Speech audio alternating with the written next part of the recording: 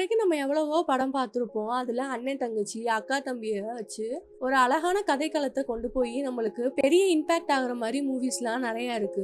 ஆனா இதுவரைக்கும் அக்கா, தங்கச்சி வச்சு மெயின் லீடா எடுத்து ஏதாவது படம் இம்பாக்ட் ஆகுற மாரி இருக்கா அப்படின்னு கேட்டா, எனக்கு எதுவும் அப்படி தெரியல. உங்களுக்கு ஏதாவது தெரிஞ்சுச்சு அப்படின்னா கீழ கமெண்ட் பண்ணுங்க. வாய்ஸ் மெயில் ஃபார் இசபெல் அப்படிங்கிற ஒரு மூவி அக்காவுக்கும் தங்கச்சிக்கும் நடுவுல இருக்க பாண்டிங் எந்த அளவுக்கு இருக்கு. தங்கச்சிக்கு ஒரு நோய் வந்து பாதிச்சிருது. அதனால அவளால வெளிய போகவே முடியல. எல்லா இடத்தையும் எக்ஸ்ப்ளோர் பண்ணி அக்கா தான் அவளுக்கு வந்து பெரிய ஹீரோவாவே இருக்கா. இவங்க 2 பேரோட கதை அழகான முடிவாச்சா இல்ல என்னாச்சு அப்படிங்கறதா ஃபுல் மூவியே. நீங்க பார்த்துட்டு இருக்கிறது 90 வாய்ஸ் ஓவர். சேனலை சப்ஸ்கிரைப் பண்ணாதவங்க சப்ஸ்கிரைப் பண்ணிக்கோங்க. கீழே இருக்க பெல் ஐக்கான கிளிக் பண்ணிக்கோங்க. நம்ம சேனல் 1K சப்ஸ்கிரைபர் ரீச் பண்ண போது நம்ம சேனல் இவ்வளவு தூரம் ரீச் ஆனதுக்கு என்னோட சப்ஸ்கிரைபரான நீங்க தான் பெரிய ஹெல்ப் பண்ணிருக்கீங்க. தொடர்ந்து உங்களோட சப்போர்ட்டை கொடுப்பீங்கன்னு சொல்லி நான் நம்புறேன். இப்ப வாங்க நம்ம வீடியோக்குள்ள போலாம். படத்தோட ஸ்டார்டிங்ல இங்க ஒரு ஸ்கூல் பொண்ணை காமிக்கிறாங்களே. இவ பேரு ஜில். வீட்டுக்கு வந்தா இன்னொரு பொண்ணு இருக்கா, அவ பேரு லிஸி. லிஸிக்கு தான் ஆக்சுவலி வந்து கேன்சர் மாதிரி ஒரு நோய் இருக்கு. ஸ்கூல்ல ஒரு பையனை கிஸ் பண்ணிட்டேன், அந்த எக்ஸ்பீரியன்ஸ் இப்படி இருந்துச்சு அப்படின்னு சொல்லிட்டு ஜில் வந்து எல்லாத்தையும் சொல்லிக்கிட்டு இருக்கா. அத லிஸி கேட்டுட்டு இருக்கா. ரொம்பவே சந்தோஷமா இருக்காங்க 2 பேரும். மறுநாள் ஸ்கூலுக்கு போனா அந்த கிஸ் பண்ண பையன் தன்னோட தங்கச்சியை தப்பா பேசுறத பார்த்து அந்த பையனை போட்டு அடிச்சு பிரின்சிபல் ரூம் வரைக்கும் போயிருது. அப்புறம் வீட்டுக்கு வந்தா அதெல்லாம் பத்தி சொல்லிக்கிட்டு இருக்கா. நீ எதுக்கு அவனை அடிச்ச அப்படின்னு சொல்லி தங்கச்சி கேட்கையும் ஒன்னும் இல்ல அப்படின்னு சொல்லி அவங்க பேசிட்டு இருக்கும்போது அவங்க அம்மா டக்குன்னு வந்து சொல்றாங்க, கங்க்ராச்சுலேஷன் ஜில், இந்த வட்டமும் நீ வந்து சஸ்பெண்ட் ஆயிட்டேன்னு சொன்னா இது இவளுக்கு தடவை இல்ல போல, இதுவே தான் வேலையா பண்ணிக்கிட்டு இருந்திருக்கா. அப்புறம் 2 பேரும் இந்த மாதிரி சஸ்பெண்ட் ஆனா 2 பேரும் சேர்ந்து உட்காந்து வீட்டுல இருக்க கிச்சன்ல தான் ரொம்ப நிறைய டைம் ஸ்பெண்ட் பண்ணுவாங்க போல. இவளுக்கு ஒரு செஃப் ஆகணும் அப்படிங்கறது தான் ஆசை ஜிலுக்கு. கிச்சனே அப்படியே தலைகீழ புரட்டி போடுறாங்க. ஆனா அவங்க அப்பா அம்மா ரொம்பவே சந்தோஷமா இருக்காங்க இதெல்லாம் பார்த்து. இந்த பக்கம் ஹாஸ்பிட்டல்ல லிஸி வந்து அட்மிட் ஆயிருக்கா. அப்ப ஜில் ஏதோ ஒரு பார்ட்டிக்கு போயிருந்திருக்கா போல. அங்க போயிட்டு அங்க நடக்கிறதெல்லாம் போன் பண்ணி இந்த பக்கம் லிஸி கிட்ட பேசிட்டு இருக்கா. திடீர்னு ஆட ஆரம்பிச்சிட்டா. கண்ட மணிக்கு அவங்க சுத்தி இருக்கிறவங்க எல்லாரும் இவ்வளவுதான் பாக்குறாங்க, என்னடா இவ இப்படி மேனஸே இல்லாம பண்றா அப்படின்னு சொல்லிட்டு. ஆனா இந்த பக்கம் லிஸியை பார்த்தா ஹாஸ்பிட்டல்லே ஏறி குதிச்சுக்கிட்டு இருக்கா. அவ்வளவு சந்தோஷம். இந்த வாய்ஸ் மெயில் மூலியமா தான் அவ வாழ்க்கையே வந்து எக்ஸ்ப்ளோர் பண்றா. இது எல்லாத்தையும் அவங்க அப்பா அம்மால இருந்து டாக்டர்ஸ் வரைக்கும் பார்த்து இவ்வளவு சந்தோஷமா இருக்காளேன்னு சொல்லி அவங்க எல்லாரும் சந்தோஷமா இருக்காங்க. நம்ம ஜில்லுக்கு வந்து வாழ்க்கையில எந்த ஒரு கவலையுமே கிடையாது. தான் தங்கச்சி சந்தோஷமா இருக்கிறதுக்காண்டி என்ன வேணாலும் செய்யற ஒரு பொண்ணு தான் ஜில். இப்படியே 2 பேரும் ரொம்ப வளர்ந்துடுறாங்க. ஒரு பார்ட்டிக்கு போனா கூட இவ மட்டும் தான் போறா. அதை ஏக்கமா லிஸி வந்து பாத்துட்டு இருக்கா. பார்ட்டிக்கு போயிட்டு கூட தங்கச்சியோட ஞாபகமா இருந்தனால மறுபடியும் வீட்டுக்கு வந்து ரொம்பவே ஜாலியா இருக்காங்க. சான் பிரான்சிஸ்கோ போகணுங்கிறது வந்து 2 பேரோட ஆசையும். அங்க இருக்கிற ஒரு செஃப்க்கு கீழே நம்மளோட ஜில் வந்து வேலை பார்த்துட்டு இருக்கா. இப்ப வளர்ந்ததுக்கு அப்புறம் கூட நம்ம ஜில் மாறல. ஒரு பையனை டேட் பண்றா. அது அவன் எவ்வளவு மோசமா இருந்தான் அப்படிங்கறத லிஸி கிட்ட வாய்ஸ் மெயிலா சென்ட் பண்ணிக்கிட்டு இருக்கா. என்ன நடந்தாலும் சரி ஜில்லால வாய்ஸ் மெயில் அனுப்பாம இருக்க முடியாது. லிஸியால அதை கேட்காம இருக்க முடியாது. இவங்களோட பாண்டிங் ரொம்பவே அழகா இருக்கு. அந்த மெயில்லாம் கேட்டு இந்த பக்கம் லிஸி ரொம்பவே சந்தோஷமா இருக்கா. நம்ம ஜில் எப்பயுமே வந்து அவசர அவசரமா தான் வேலைக்கு போவா போல. அந்த மாதிரி வேலையை பார்த்துட்டு இருக்கும் போதுல அங்க இருக்கிற செஃப் எப்ப பார்த்தாலும் கத்திக்கிட்டே இருப்பான் போல. ஒரு ஃபேமஸான செஃப் ஆமா. ஒரு எடுபடி வேலை தான் அந்த இடத்துல அவ பார்த்துட்டு இருக்கா. இந்த மாதிரி இன்னும் எவ்வளவு நாளைக்கு நான் பார்க்க போறேன் அப்படின்னு சொல்லிட்டு லிஸி கிட்ட போன் போட்டு வேற புலம்பிக்கிட்டு இருக்கா. நீ வந்து கண்டிப்பா ஒரு பெரிய செஃப்பா வருவேன்னு சொல்லி நம்ம லிஸியும் ஜில்ல வந்து பாராட்டிக்கிட்டு இருக்காங்க. அப்புறம் இன்னைக்கு ரிப்போர்ட் வந்துச்சு, எனக்கு அடுத்து ஒரு சர்ஜரி பண்ணணுமான்னு சொல்லியும் இதை கேட்டோடனே அவளால இருக்க முடியாது. உடனே ஜில் கிளம்பி வரேன்னு சொல்றா. லிஸி இருந்துட்டு இன்னும் 3 வாரம் கழிச்சு நீ வரப்போறல, அதனால நம்ம அது வரைக்கும் வெயிட் பண்ணலாம், இப்போ உடனே நீ வர வேணாம் அப்படின்னு சொல்லிட்டு 2 பேருமே அழுகுறாங்க. இந்த பக்கம் ஒரு பையன் கூட டேட் பண்ணிட்டு இருக்கும் போல திடீர்னு அவங்க அம்மா கால் பண்றாங்க. என்னன்னு சொல்லிட்டு அவசரமா ஹாஸ்பிட்டல் கிளம்பி வான்னு சொல்லி இவ்வளவு வேகமா போறா. பார்த்தா லிஸி வந்து இறந்துட்டா போல. அது அவங்க அம்மா சொல்லையும் நம்ம ஜில்லால தாங்கிக்கவே முடியல. இப்ப என்ன சொல்றாங்க, அவ நல்லா தானே இருக்கான்னு சொல்லி ரிப்பீட்டடா கேட்டுட்டே இருக்கா. அவ செத்து போயிட்டா அப்படின்னு சொல்லையும் ஜில் வந்து ரொம்பவே அழுகுறா. அவளால இதெல்லாம் அக்செப்டே பண்ணிக்கவே முடியல சுத்தமா. அப்ப அவளோட ஃபியூனரல்ல நம்ம ஜில் என்ன சொல்றானா, அவ யாருக்கு எங்கனாலும் பிறந்திருக்கலாம், எனக்கு ஏன் தங்கச்சியா பிறந்தா, ஏன் கூட இவ்வளவு நாள் இருந்துட்டு என்னை எப்படி பாதியில விட்டுட்டு போலாம், எப்பயுமே ஒன்னாதான் போவோம்னு சொல்லுவா, பட் ஆனா என்னை விட்டுட்டு போயிட்டா, எங்க இருந்தாலும் அவ சந்தோஷமா இருக்கணும்னு நான் நினைக்கிறேன், அதனால வந்து இந்த இழப்பை வந்து ஏத்துக்கவே முடியல, இந்த உலகத்திலேயே பெஸ்ட் அக்கா தங்கச்சி நாங்க தான் அப்படின்னு சொல்லிட்டு ரொம்பவே அழுகுறா ஜில். வீட்டுக்கு வந்து கூட லிஸியோட வாய்ஸ் மேல தான் கேட்டுட்டே இருக்கா. ஏன்னா அவங்க 2 பேத்துக்கும் அப்படி ஒரு அடிக்ஷன். எங்க போனாலும் சரி ஜில்லால லிஸி கிட்ட பேசாம இருக்க முடியாது. அட்லீஸ்ட் வாய்ஸ் மெசேஜாவது அனுப்பிப்பாங்க. அதைத்தான் கேட்டுட்டு இருக்கா. வேலை செய்யற இடத்துல கூட அந்த வாய்ஸ் மேல தான் கேட்டுட்டு இருக்கா. அவ பஸ்ல போனாலும் சரி, அவ என்ன வேலை செஞ்சாலும் சரி, லிஸியோட வாய்ஸ் தான் வந்து கேட்டுட்டே இருக்கா. திடீர்னு ரொம்பவே சோகமாயி ஒரு பெஞ்ச்ல போய் உட்காந்துட்டு லிஸியோட நம்பருக்கு கால் பண்ற. ஆக்சுவலி இப்ப அந்த நம்பரை நம்ம ஹீரோ வச்சிருக்கான். அவன் போன் கால் அட்டன் பண்ணா இவ வந்து நடந்ததான் சொல்லிக்கிட்டு இருக்கா. இன்னைக்கு அந்த செஃப் இப்படி பண்ணா, என் லைஃப்ல இப்படி போச்சு, இந்த இடம் எவ்வளவு அழகா இருக்கு தெரியுமா, நம்ம 2 பேரும் இந்த இடத்துல என்னெல்லாம் பண்ணணும்னு யோசிச்சோம்னு சொல்லி அவளுக்கு நடந்த எல்லா விஷயத்தையும் அந்த வாய்ஸ் மெயில்ல அவ சொல்லிட்டு இருக்கா. இது எல்லாத்தையும் எல்லாத்தையுமே ஹீரோ கேட்டுட்டு இருக்கான். அந்த பக்கம் தன்னோட தங்கச்சி இறந்து போயிட்டா அப்படிங்கறத கூட அக்செப்ட் பண்ணிக்க முடியாம அவளோட நம்பருக்கு கால் பண்ணி பேசுற அளவுக்கு அவ வந்து அவன் மேல பாசம் வச்சிருந்திருக்கா. அதுக்கப்புறம் பார்த்தா நம்ம ஜில் வந்து நிறைய பசங்களை டேட் பண்ணுவா போல. அவன் கூட வேலை பார்க்குற ஒரு செஃப்பையே டேட் பண்றா. ஆக்சுவலி இவனுக்கும் அவளுக்கும் ஆகாது, ஒரு எனிமி மாதிரி தான். இவன் தான் ஃபிளர்ட் பண்ணிருக்கான், 2 பேரும் பேசிட்டு இருக்கான். இந்த பக்கம் ஹீரோவை பார்த்தா அதே மாதிரிதான் அங்கிட்டு இருக்க ஒரு பொண்ணு கூட அவன் ஃபிளர்ட் பண்ணி பேசிக்கிட்டு இருக்கான். நைட் வந்து ஜில் அந்த செஃப் கூட வந்து சேர்ந்திருக்கா போல. அப்புறம் மறுநாள் வேலைக்கு வந்தனே கேட்கறான், இன்னைக்கு நைட்டு மீட் பண்ணலாம் அப்படி சொன்னா முடியாது அப்படி சொல்லி அவாய்ட் பண்றான். நீ எப்படி என்னை அவாய்ட் பண்ணலாம் அப்படின்னு சொல்லிட்டு ரொம்பவே சண்டை போடுறான் அந்த இடத்துல. ஆனா நம்ம ஹீரோக்கு இந்த லவ் மேல எந்த ஒரு இன்ட்ரெஸ்ட்டுமே கிடையாது. அவன் இஷ்டத்துக்கு சுத்துவான் போல. அவன் ஒரு ரியல் எஸ்டேட் பிசினஸ் கம்பெனில வந்து வேலை பார்த்துட்டு இருக்கான். அவன் அங்க வேலை பார்க்குற கிளைண்ட்ஸ் கிட்ட இருந்து நம்பர்ஸ் எல்லாம் வாங்குவான்ல, அவங்களோட பர்சனல் மெசேஜஸ் எல்லாம் ஹேக் பண்ணி அதை வச்சும் கொஞ்சம் ஏர்ன் பண்ணிட்டு இருப்பான் போல. அதுக்கு ஒருத்தன் ஹெல்ப் பண்றான். இனிமே என்னால அதை பண்ண முடியாது அப்படி சொல்றான். சரி ஓகே அப்படி சொல்லி அக்செப்ட் பண்ணிட்டு போயிட்டாங்க. அப்புறம் ஜில் ஒரு ரெஸ்டாரண்ட்ல உட்காந்து ஒரு டைரி எழுதிக்கிட்டு இருக்கா. அந்நேரம் இனிமே நான் வந்து பசங்க கிட்டே போக மாட்டேன், எனக்கு பசங்களே தேவை கிடையாது அப்படின்னு சொல்லி பேசும்போது பின்னாடி ஒரு மொட்டை உட்காந்துருக்கான், ஒரு யூடியூபர். ஆமா, டேட்டிங்லாம் எப்படி பண்றதுன்னு சொல்லுவாங்கல்ல. டேட் பண்ண வேண்டிய ஆள் வரலையா, உடனே ஜில்ல கூப்பிட்டு உட்கார வச்சு பேசிக்கிட்டு இருக்கான். அவ வந்தோடனே ஜில்ல கழட்டி விட்டான். அந்த கடுப்புல அவங்க இருந்து எந்திரிச்சு போறா. அவளை நிப்பாட்டி சொல்றான், அவ வந்ததுனாலதான் அவங்களை வந்து ஃப்ரெண்டுன்னு சொல்ல வேண்டியாச்சு. ஆக்சுவலி நான் ஃப்ரெண்டாலாம் பேசல அப்படிங்கிற மாதிரி பேசிட்டு ஃபிளர்ட் பண்ண ஆரம்பிக்கிறான். நான் வந்து என்னோட நம்பரை கொடுக்குறேன், நம்ம 2 பேரும் பேசலாம்னு சொன்னா, இல்ல எனக்கு பசங்களோட தோண தேவையில்லை அப்படின்னு சொல்லி சொல்றா. சரி ஓகே, என்னோட நம்பர் தரேன், உங்களுக்கு தோணுச்சுன்னா கால் பண்ணுங்க அப்படின்னு சொல்லி நம்பரை கொடுத்துட்டு கிளம்பிட்டான். மறுபடியும் நம்ம ஜில் வந்து ஹீரோக்கு வந்து வாய்ஸ் மெசேஜ் அனுப்புறா, இன்னைக்கு பார்த்தவனை பத்தி. அதை இவன் கேட்டு சிரிச்சுட்டு சரி இது ராங் நம்பர்னு சொல்லி அனுப்பிடலான்னு மெசேஜ் பண்ணா, அதுக்குள்ள அவன் ஓனர் வந்துட்டான் போல. ஓனர் வந்து சொல்றாரு, உன்னோட வேலையை நல்லாவே முடிச்சிட்டா, அடுத்து என்ன வேலை எடுத்து பார்க்க போறேன்னு கேட்டா, ஜில்ல மீட் பண்ணணும் முடிவு பண்ணிட்டான் போல. சான்ஃபிரான்சிஸ்கோல இருந்த ப்ராஜெக்ட் இன்னும் முடியல, அதை வேணா நான் எடுத்து பண்றேன் அப்படின்னு சொல்லி அவங்களும் சரின்னு சொல்லி அனுப்பி வைக்கிறாங்க. அவ வேலை செய்யற இடத்துல காமிச்சா ஏதோ ஒரு இத்தனோண்டு முடி ஒட்டிருச்சாமா. எப்படா இது ஒட்டுச்சுன்னு சொல்லி இருக்கிற எல்லாரும் நிக்க வச்சு அது யார் முடின்னு சொல்லி அந்த செஃப் கண்டுபிடிக்கிறான். அதனால டென்ஷன் ஆகி அந்த கேக்க வேற தூக்கி அடிச்சிடறான். இது எல்லாத்தையுமே மறுபடியும் வாய்ஸ் மெசேஜா நம்ம ஹீரோக்கு தான் போய்கிட்டு இருக்கு. இந்த மாதிரி நடந்ததுல எனக்கு ஒரு பெரிய அட்வான்டேஜ் இருக்கு, இதனால என் மேல இருக்க மதிப்பு வந்து அதிகமாயிருச்சு அப்படின்னு சொல்லிட்டு இருக்கா. அவனும் அவ சொல்றது எல்லாத்தையுமே ரசிச்சு கேட்டுட்டு இருக்கான் ஹீரோவும். அதுக்கப்புறம் பார்த்தா அந்த பிராட்காஸ்ட் பண்றவனோட டேட்டிங் வந்துட்டா போல. அவங்க 2 பேரும் பேசிக்கிட்டு இருக்காங்க. நானும் ரொம்ப வருஷமா அந்த செஃப் கிட்ட வேலை பாக்குறேன், ஆனா அவன் சரியான சிடுமுஞ்சா இருக்கான். ஏதோ ஒரு பழத்தை பத்தி சொல்லிட்டு அதோட விதையத்தான் இத்தனை வருஷமா எடுத்துட்டு இருக்கேன், எனக்கு எப்ப வாய்ப்பு கிடைக்குன்னு இவன் கிட்ட சொன்னா அவன் கொஞ்சம் இதா பாப்பான்னு பார்த்தா சிரிச்சிட்டு இருக்கான். அதுவே கொஞ்சம் லைட்டா இரிட்டேட் ஆகுது. அப்புறம் அந்த மொட்டையன் கூட வந்து ரூம்ல தனியா இருக்கலாம்னு வந்தா திடீர்னு அவனை வெளியே பத்தி விட்டுறா. அதுக்கப்புறம் நம்ம ஹீரோக்கு மறுபடியும் ஒரு வாய்ஸ் மெசேஜ் அனுப்புறா, நான் வந்து கண்ட்ரோலா இருந்துட்டேன், அவனை தூக்கி வெளியே தள்ளிட்டேன் அப்படின்னு சொல்லி இவ பேசிக்கிட்டு இருக்கும்போதே பார்த்தா அந்த மொட்டையை பர்ஸ வச்சுட்டேன்னு சொல்லி எடுக்க வரான். அப்புறம் 2 பேரும் 1 மணி நேரம் இருப்பாங்க போல. இது எல்லாமே அவனுக்கு வாய்ஸ்ல கேக்குது. ரொம்பவே டென்ஷன் ஆகி நீ எதுக்கு அவன் கூட இருந்த அப்படி சொல்லி கத்திக்கிட்டு இருக்கான். சரி நான் வந்ததுக்கு அப்புறம் எந்த பையனும் உன் லைஃப்ல வரமாட்டான் அப்படிங்கிற மாதிரி இவனே தனியா பேசிக்கிட்டு இருக்கான் குடிச்சிட்டு. அதுல இருந்து அந்த மொட்டை இவனுக்கு மெசேஜும் பண்றது இல்ல, காலும் பண்றது இல்ல போல. அப்புறம் அவனோட பிராட்காஸ்ட் ஒன்னு கேட்டுட்டு இருந்தான். அவன் சொல்றான், எல்லாரும் ஒன்னு தெரிஞ்சுக்கோங்க, உங்களுக்கு மெசேஜ் பண்ணல அப்படின்னா உங்ககிட்ட பேசவே விருப்பம் இல்ல அப்படின்னு சொல்லிட்டு அவன் வேலை முடிஞ்சோடனே கழட்டி விட்டு போயிட்டான் போல ஜில்ல. அதனால ரொம்பவே ஃப்ரஸ்ட்ரேஷன் ஆகி கத்திக்கிட்டு இருக்கா. அதுக்கப்புறம் லிசியோட வாய்ஸை தான் அப்படியே கேட்டுட்டே படுத்திருக்கா அழுதுகிட்டே. இந்த பக்கம் நம்ம ஹீரோ ரெஸ்டாரண்ட்ல உட்காந்துருக்கான். அவங்களுக்கு ஏத்து 2 பேரும் உட்காந்து இவங்க ஃப்ரெண்ட்ஸ் போல. இவங்க 2 பேத்துக்கும் மேரேஜ் ஆமா. ஆல்ரெடி இவனோட கேர்ள் ஃப்ரெண்ட் வந்து பிரேக்கப் பண்ணிட்டு போயிருந்திருப்பா. அதனால வேற ஏதாவது பொண்ணை கூட்டிட்டு வந்துடாத, ஒழுங்கா கல்யாணத்துக்கு வந்து சேருடா அப்படி சொல்லி இவங்க பேசிக்கிட்டு இருக்கும் போதுலயே திடீர்னு அவகிட்ட இருந்து ஒரு வாய்ஸ் மெயில் வருது. அதுல நம்ம ஜில்ல என்ன சொல்றானா, என்னால வந்து அவன் என்னை கழட்டி விட்டதுக்கு அவன் ஃபீல் பண்ணுவான்னு பார்த்தா இப்ப நான் தான் ஃபீல் பண்ணிட்டு உட்காந்துருக்கேன். அது மட்டும் இல்லாம என்னால ஒரு பேக்கரா ஆகவே முடியாது, ஏன்னா என்னோட எனிமி என்னை எப்படா வந்து கவுத்துடலாம்னு யோசிச்சுக்கிட்டு இருக்கான். என் வாழ்க்கையில எல்லாமே தோல்வியா போகுது, நம்ம 2 பேரும் சேர்ந்து செத்து போயிருந்திருக்கலாம், அதுதானே நம்மளோட டீல், எதுக்கு நீ என்னை தனியா விட்டுட்டு போன அப்படி சொல்லிட்டு ரொம்பவே அழுது அந்த மெசேஜ் அனுப்புறா. அது எல்லாத்தையுமே ஹீரோ கேட்டதுக்கு அப்புறம் தான் தெரியுது அவளோட சிஸ்டர் இறந்துட்டான் அப்படிங்கறதே.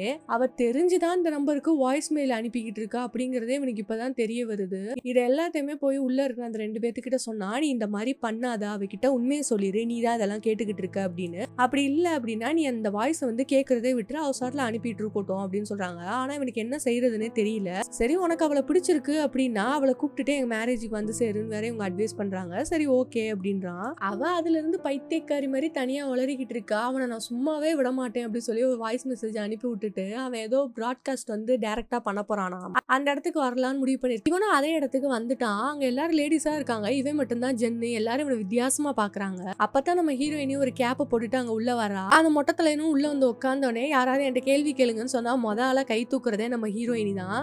சரி நீங்க எந்திரிச்சு பேசுங்கன்னு சொன்னா கேப்ப கலட்டினாதான் தெரியுது நம்மளோட ஜில்லுன்னு சொல்லிட்டு அந்த மொட்டையை மூஞ்சே மாறுது. எனக்கு நீங்க பேசுனதுலே வந்து நம்பிக்கைத்தனமா எப்படி டேட் பண்றதுங்கிறது தான் பிடிச்சது. பட் ஆனா எனக்கு அதுல ஒரு டவுட், நம்பிக்கைங்கிறது எப்பவுமே பொண்ணுங்க கிட்ட இருந்து மட்டும் தான் வரணுமா? பசங்க வந்து அவனுங்க வேலை முடிஞ்சோன்னே எல்லாத்தையும் கழட்டி விட்டு போயிருவானுங்க போல, அட்லீஸ்ட் ஒரு ரிப்ளை கூட பண்ணாம அப்படின்னு சொல்லி அப்பயே தெரிஞ்சு போயிடுச்சு அங்க இருக்கிற எல்லாத்துக்கும். இந்த மொட்டையன் தான் வசமா எங்கேயோ சிக்கியிருக்கான் அப்படின்னு சொல்லிட்டு அதை சொல்லிட்டு அங்க இருந்து கிளம்பிட்டா. பின்னாடியே ஹீரோவும் ஓடுறான். அப்புறம் எப்பயும் உட்காடுற பெஞ்ச் மேல உட்காந்துட்டு வாய்ஸ் மெசேஜ் அனுப்புறான் மறுபடியும். நான் இந்த மாதிரி கோல்டன் கேட்டுக்கிட்ட ஒரு ஸ்டோன் பெஞ்ச்ல உட்காந்துருக்கேன், இப்ப இந்த சாப்டரும் முடிஞ்சிருச்சு, நான் நினைக்கிற மாதிரி நான் ஆசைப்படுற மாதிரி ஃபேரி டெய்ல்ஸ்ல வர மாதிரி ஒரு பையன் எனக்கு கிடைப்பானா என்னன்னு தெரியாது, பட் ஆனா என்னால இனிமே தனியாவே இருக்க முடியும் அப்படின்னு சொல்லிட்டு சாப்பிட்டுக்கிட்டே அங்கேயே உட்காந்துருக்கா. அப்புறம் நைட்டும் ஆயிடுது. அப்பதான் ஹீரோ அந்த இடத்துக்கு வர்றான். அப்பதான் ஹீரோ அந்த இடத்துக்கு வந்து உட்காடுறான். 2 பேரும் அப்படியே இன்ட்ரடியூஸ் ஆகிக்கிறாங்க.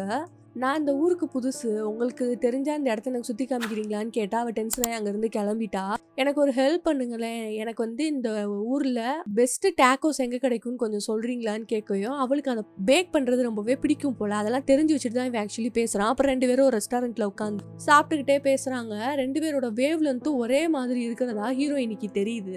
நமக்கு தானே தெரியும் ஹீரோ ஆல்ரெடி வந்து அந்த வாய்ஸ் மெசேஜ் எல்லாம் கேட்டுட்டு தான் இப்படி பேசுகிறான் அப்படின்னு. அப்போ சொல்கிறான், 10 நாள் நான் அந்த ஊரில் தான் இருப்பேன், எனக்கு நீங்கள் கூட இருந்து சுத்தி காமிச்சிங்க அப்படின்னா 10 நாள்ல ஒரு நாள் கூட என் விரல் நுனி கூட உங்க மேல படாது, ப்ராமிஸ் பண்றேன்னு சொல்லி இவளும் அக்செப்ட் பண்ணிக்கிறா. அதுல இருந்து அவங்க டேட் பண்ண ஆரம்பிக்கிறாங்க. ஆக்சுவலி இது டேட்டிங் சொல்லிட முடியாது, ஒரு ஃப்ரெண்ட்ஷிப் மாதிரி பண்ணலாம் அப்படின்னு சொல்லி யோசிக்கிறா. அப்புறம் மறுநாள்ல இருந்து 2 பேரும் பஸ்ல போறாங்க, நிறைய இடத்த எக்ஸ்ப்ளோர் பண்றாங்க. ரொம்பவே சந்தோஷமா அவங்களோட டைம் ஸ்பெண்ட் பண்ணிட்டு இருக்காங்க. அவ கடைக்கு கூட போய் அங்க இருக்கிற எல்லாத்தையும் டேஸ்ட் கூட பண்ணி பாக்குறான். அதுக்கப்புறம் 2 பேரும் சேர்ந்து ரொம்பவே சந்தோஷமா இருக்கணுங்கிறதுக்காக அங்க ஏதோ ஒரு டூர் மாதிரி பிளான் பண்ணி இருந்திருப்பாங்க போல. அதுல இவங்களும் ஜாயின் பண்ணிக்கிறாங்க. அதுக்குள்ள போனா ஒருத்தன் பேச முடியாம தடுமாறி ரொம்பவே பயந்து போய் இந்த வேலையை விட்டே ஓடிடுறேங்க அப்படின்னு சொல்லிட்டு அங்க இருந்து ஓடிட்டான். என்னடா இது சந்தோஷமா அந்த டிராவலை என்ஜாய் பண்ணலான்னு பார்த்தா அங்க இருக்கிற எல்லாத்துக்குமே ஏமாற்றம். அதனால நம்ம ஹீரோவே வந்து அங்க இருக்கிற எல்லாரையுமே என்டர்டெயின் பண்ண ஆரம்பிக்கிறான். அது ஹீரோயினுக்கு ரொம்ப பிடிச்சிருக்கு. அவளை வேற அப்புறம் புகழ்ந்து பேச ஆரம்பிச்சுட்டான். அந்த டிரைவர் அதனால டென்ஷன் ஆகி, இதுக்கு மேல நீ எதுவும் பேச வேணாண்டா, அந்த இடத்த விட்டு வெளியே போடா அப்படின்னு சொல்லி தள்ளி விட்டாங்க. அப்புறம் 2 பேரும் வெளியே போய் என்ன நினைச்சாங்கன்னு தெரியல, கிஸ் பண்ணிக்கிறாங்க அப்படியே. அதுக்கப்புறம் 2 பேரும் சேர்ந்து வீட்டுக்கு வந்து இவளே டின்னர் பண்ணி கொடுக்குறா. அப்பதான் வந்து நீ சூப்பரா சமைக்கிறியே அப்படின்னு சொன்னா, என் தங்கச்சிக்காக தான் இதை பழகுனேன், அவளால வந்து சின்ன வயசுல வெளியே வர முடியாது, அதுக்காண்டி பழகுனதுதான், இப்ப ஆனா என் தங்கச்சி இறந்து போயிட்டா அப்படின்னு சொல்லி சாரி அப்படின்னு சொல்றான். அவளை பத்தி பேசையுமே இவனுக்கு கொஞ்சம் பதட்டமா ஆகுது. நீ இவ்வளவு அழகா சமைக்கிற, அந்த செஃப்புக்கு தான் அறிவே இல்ல, உன்கிட்ட இருந்து வேலை வாங்க தெரியல, அதனால நீ என்ன பண்றனா அங்க இருந்து ரிசைன் பண்ணிட்டு நீ போய் தனியா வந்து வியாபாரம் பண்ண, அது கண்டிப்பா சக்சஸ் ஆகும், நீ வேணா ட்ரை பண்ணி பாருன்னு சொன்னா என்னால அதெல்லாம் முடியாது அப்படின்னு சொல்றா. இவங்க 2 பேரும் ஃபர்ஸ்ட் டைம் மீட் பண்ணும்போதே இவன் ஒரு விஷயத்த சொல்லியிருப்பான், என்னோட அம்மா தான் இது வரைக்கும் எனக்கு ரொம்பவே சூப்பரா சமைச்சு கொடுத்துருக்காங்க அப்படி சொல்லி ஏதோ ஒரு டிஷ்ஷோட நேம் சொல்லியிருப்பான். அதை இவனுக்காக இப்போ வந்து இவ ரீக்ரியேட் பண்ணி கொடுக்குறா. அதை சாப்பிட்டோடனே அப்படியே அவங்க அம்மாவோட நினைவெல்லாம் அவனுக்கு வந்துருச்சு. சோகமா உட்காந்துருக்கான். சரி இதுக்கு மேல நம்ம இங்க இருந்தா சரிப்பட்டு வராதுன்னு அவ கிச்சனுக்கு போயிட்டா. அப்புறம் அவளை திடீர்னு கிஸ் பண்றான். என்ன நினைச்சான்னு தெரியல, டக்குன்னு பாத்ரூமுக்கு போயிட்டு யோசிச்சுட்டு இருக்கான், இதெல்லாம் தப்பு, அவகிட்ட வந்து உண்மையை சொல்லிரு, ஒரு ரிலேஷன்ஷிப் ஆரம்பிக்கும் போதுலேயே பொயில ஆரம்பிக்க கூடாதுன்னு சொல்லி ரெஸ்ட் ரூம்ல பார்த்தா அவ சிஸ்டரோட போட்டோஸ் கூட இருக்கு, வெளியே வந்தோன்னா உங்ககிட்ட முக்கியமா ஒரு விஷயம் சொல்லணும் அப்படின்னு சொல்றான். சரி உன்னால சொல்ல முடியலன்னா ரொம்ப கஷ்டப்படாதா, அப்புறமாட்டி சொல்லுவா. 2 பேரும் டிவி பார்க்கலான்னு பார்த்துட்டு இருக்கும் போல அவ தூங்கிட்டா. இவன் தான் தூக்கி கொண்டு போய் பெட்ல படுக்க போடுறான். அப்புறம் மார்னிங் எந்திரிச்சு பார்த்தோன்னே இவ போய் அவன் பக்கத்துலயே படுத்துக்கிறா. 2 பேத்துக்குள்ள அப்படியே லவ் இப்பதான் ஃபீல் ஆக ஆரம்பிக்குது. பட் ஆனா 2 பேருமே இன்னும் சொல்லிக்கல. சரி நான் இன்னைக்கு ஊருக்கு கிளம்புறேன் அப்படின்னு சொல்லிட்டு கிளம்பிட்டான் அங்க இருந்து. அப்புறம் அங்க நடந்தது எல்லாத்தையும் அவங்க ஃப்ரெண்ட்ஸ் 2 பேத்துக்கிட்ட சொன்னா. ஜில் அப்ப வந்து எங்க மேரேஜுக்கு வருவாளான்னு சொல்லி கேட்டா. அப்ப இன்னும் நீ வந்து உண்மையை சொல்லலையா அப்படின்னு சொல்லி இவங்க கேக்குறாங்க. ஆமா என்னால சொல்ல முடியல அப்படின்னு சொல்லி ரொம்பவே கஷ்டப்படுறான். சரி விடுங்க, உங்களோட மேரேஜுக்கு வருவாள, கண்டிப்பா நேரில் பார்த்து நான் எல்லாத்தையுமே சொல்லிடுறேன் அப்படின்னு சொல்றான். அப்புறம் இந்த 2 பேத்துக்கும் மேரேஜும் நடக்குது. அந்த ஈவெண்ட் ரொம்பவே சிறப்பா நடந்துட்டு இருக்கு. அப்ப பொண்ணை கூட்டிட்டு வரும்போதுல பார்த்தா இவன் தான் பக்கத்துல நிக்கிறான். ஜில் வேற வந்தோடனே இவனுக்கு அப்படியே என்னமோ ஃபீல் ஆகுது. ஆனா அவளை பார்த்தோன்னே அவனுக்கு ஏதோ டிஃப்ரெண்டா ஃபீல் ஆகுது. அப்புறம் அந்த கல்யாணம் எல்லாம் முடிஞ்சதுக்கு அப்புறம் அவங்கள பத்தி ரொம்ப பெருமையா பேசிக்கிட்டு இருக்கான் ஹீரோ. சரி உனக்காண்டி ஃபுட் எடுத்துட்டு வந்துடுறேன் அப்படின்னு சொல்லிட்டு உனக்கு குளிருன்னு சொல்லிட்டு கோட்டை கழட்டி அவளுக்கு போட்டுட்டு அங்க இருந்து ஃபுட் எடுக்கிறதுக்காக போனா, எப்பயுமே ஜில் வந்து ரொம்ப ஹாப்பியா இருந்தா லிஸிக்கு வாய்ஸ் மெயில் அனுப்புவாள். அதே மாதிரிதான் போன் எடுத்துட்டு வாய்ஸ் மெயில் அனுப்பலான்னு பேச வந்தா இவனோட கோட்ல ரிங் அடிக்குது. என்னடா அப்படின்னு சொல்லிட்டு போன் எடுத்து பார்த்தாதான் தெரியுது அந்த நம்பர் இங்க இருக்குன்னு. இப்ப எல்லா உண்மையும் இவளுக்கு தெரிஞ்சிருச்சு.